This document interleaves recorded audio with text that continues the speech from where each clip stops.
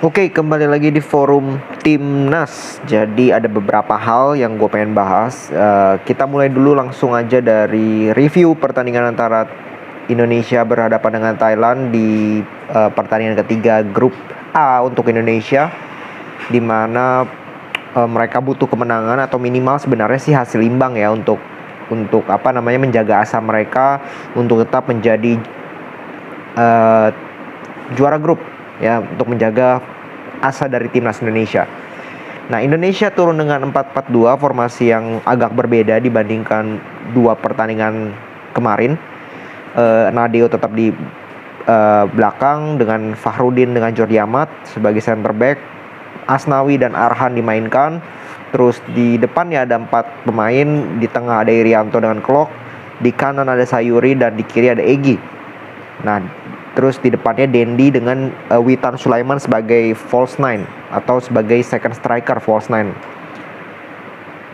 Nah, Thailand juga turun tanpa seorang Chanatip. Kita tahu perannya Chanatip Songkrasin itu sangat amat penting di Thailand. Dia bisa dikatakan key playernya lah. Dan tadi gue juga baru baca itu katanya sih hanya 8 pemain dari kualifikasi Piala Asia kalau nggak salah itu yang dibawa ke AFF ini. 8 pemain inti dari Thailand. Sisanya adalah pemain-pemain muda yang dibawa. Jadi istilahnya nggak inti lah pemain-pemain Thailand ini. Tapi pemain-pemain yang main pun cukup bagus kalau gue bilang. Kayak Sarah Huyen masih main, mencetak gol. Terasil Dangda, terus Teraton Bunmantan itu kenal gue pemain-pemain seperti itu. Jadi Thailand pun dengan kombinasi pemain senior dengan pemain muda pun cukup mengerikan secara di atas kertas. Tapi bagaimana jalannya pertandingan? Sinteyong pintar dia memasang Dendi, bukan Spaso, bukan Rafli ataupun Ramadan Sananta. Dia memakai Dendi Sulistiawan. Karena apa? Ya memang dia sengaja ingin memakai strategi yaitu counter attack. Dia ingin memanfaatkan kecepatan dari para pemain timnas kita dalam hal counter. Dan itu memang dilakukan di babak pertama. Kita membiarkan Thailand bermain. Ya, kita tidak melakukan press tinggi, kita bertahan di daerah sendiri, dan kita lihat nih Thailand seperti apa. Dan ternyata Thailand hanya menguasai pertandingan. Thailand hanya sekedar menguasai pertandingan. Tapi ketika masuk ke final third, passingnya itu amburadul Thailand. Final passnya Thailand itu jelek. Nah, ini yang menjadi titik di mana defense kita memang cukup bagus juga. Ya, Jordi Amat, Asnawi, Fahrudin, Arhan main cukup bagus di babak pertama. Justru menurut gue peluang paling besar atau peluang lebih banyak didapatkan oleh timnas kita. Contoh dari beberapa kali counter attack lewat Egy, contoh beberapa kali Egy juga kehilangan bola kan. Terus dari Witan sudah lewat penjaga gawang sudah kosong melompong. Ya gue gak habis pikir, tendangannya masih melebar. Jangankan, dengan kaki terkuat, ya gue gak tahu lah apa yang terjadi lah. Pokoknya itu sangat-sangat blunder yang sangat luar biasa. Dendi pun gak dapat peluang yang nyata juga. Ya terlihat timnas kita bermain berhati-hati, begitu juga dengan Thailand. Thailand pun bermain berhati-hati, bukan berarti Thailand menguasai bola, mereka banyak dapat peluang, enggak. Thailand 0 shots on target di babak pertama, 0 shots on target. Masuk ke babak kedua, Indonesia mulai tampaknya lebih agresif kalau gue bilang. Ya lebih agresif, mereka lebih press, dan di situ kelihatan Thailand kesulitan untuk mengembangkan permainan mereka. Bahkan seringkali kehilangan bola. Dan itu yang dimanfaatkan oleh timnas kita untuk bermain jauh lebih baik. Di menit 50 akhirnya dapat penalti. Apakah itu penalti? Ya, itu layak penalti karena handsball. Tangannya ngangkat dari Teraton kalau nggak salah yang handsball. Bam, Mark Klok cetak 1 gol, 1-0. Indonesia memimpin.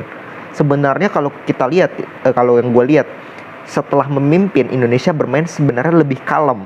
Ya mereka memainkan ball possession, ya kan, passing pendek, atur tempo, cukup bagus lah, nggak ada yang salah. Sampai kejadian menit 62 di mana Sanrawat Dehmir itu kena kartu merah.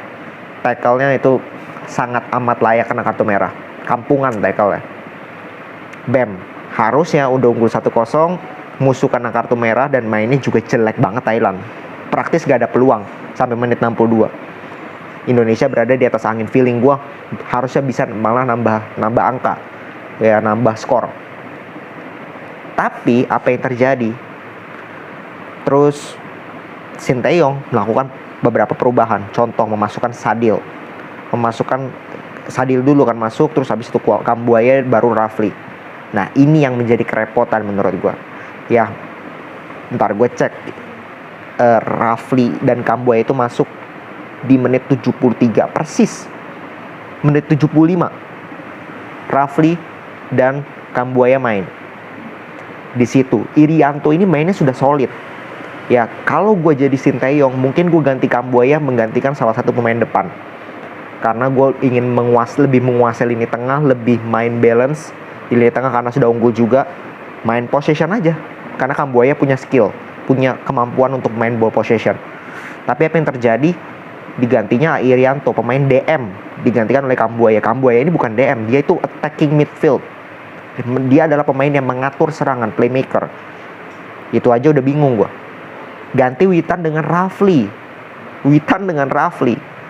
Witan ini adalah pemain yang selain dia buat kesalahan yang luar biasa fatal itu, dia pemain yang cukup bekerja keras.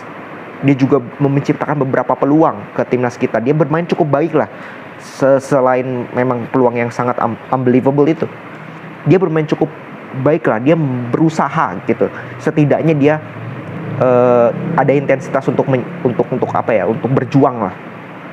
Diganti oleh Rafli, real striker.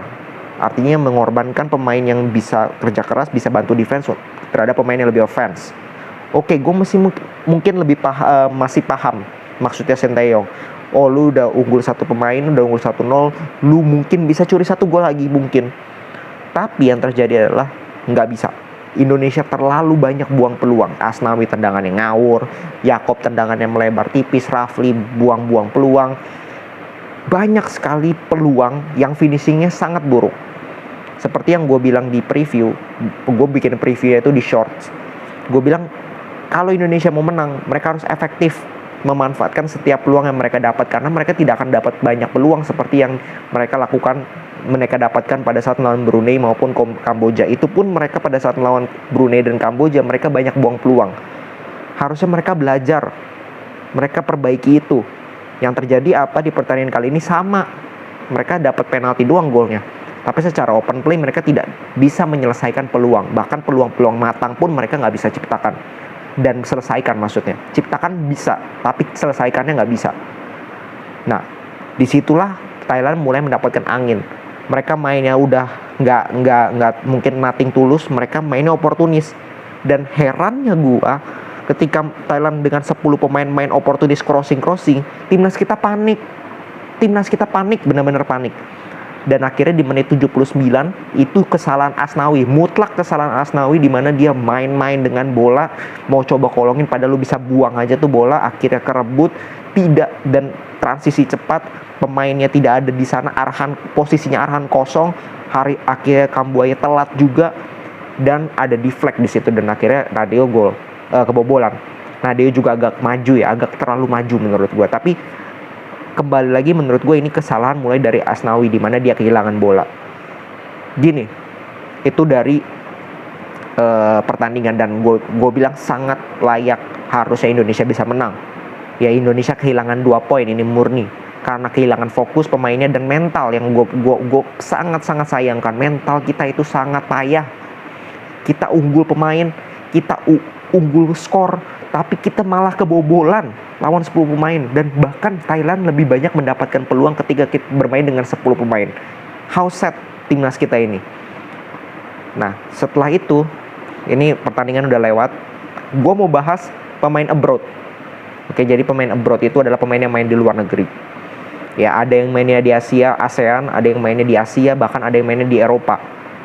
Ya, dari starting lineup aja, ini ada pemain abroad kita itu Witan, Asnawi, Arhan, Egy. Oke. Terus Sadil masuk. Ada 5 pemain abroad, pemain lokal yang main di luar negeri. Sebenarnya tujuan pemain abroad itu apa sih? Tujuan pemain abroad itu adalah untuk mungkin mereka mendapatkan pengalaman bermain di luar negeri.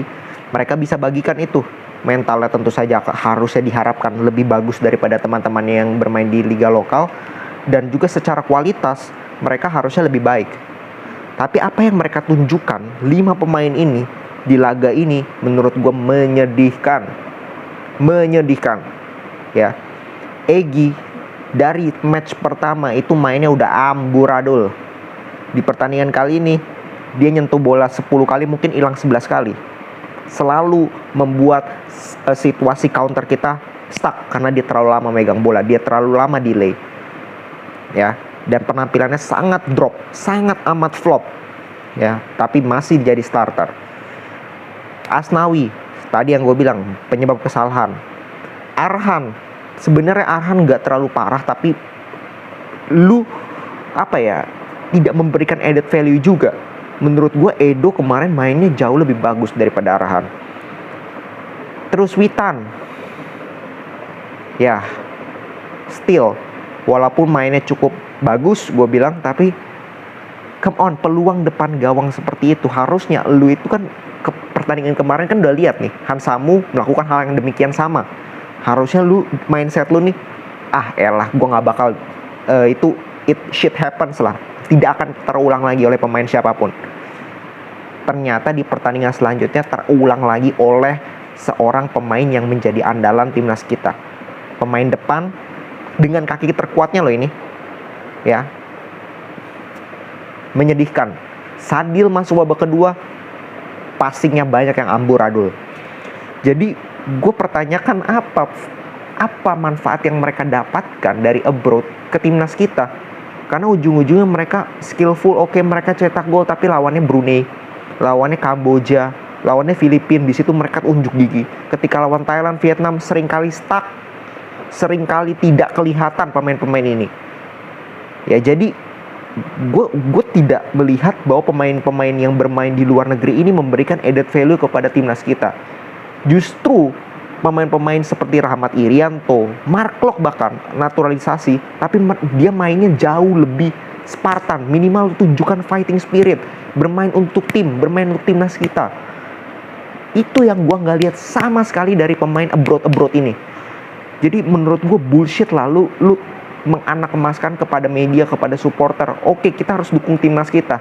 Yang kita dukung itu timnas, bukan pemain. Pemain itu kita kalau misalkan sudah sudah dipilih timnas, harusnya memberikan yang terbaik. Jangan setengah-setengah. Kita harus berani kritis kepada pemain kita. Itu yang berkali-kali gue bilang. Dan gue sangat menyayangkan. Ya, gue sangat kecewa terhadap permainan-permainan, terutama pemain-pemain yang abroad tadi, yang main di luar negeri. Mereka itu sekian tahun lagi akan menjadi tulang punggung timnas kita. Kalau mainnya masih seperti ini, mentalnya terutama, lawan 10 pemain tapi malah drop, itu ngaconya minta ampun.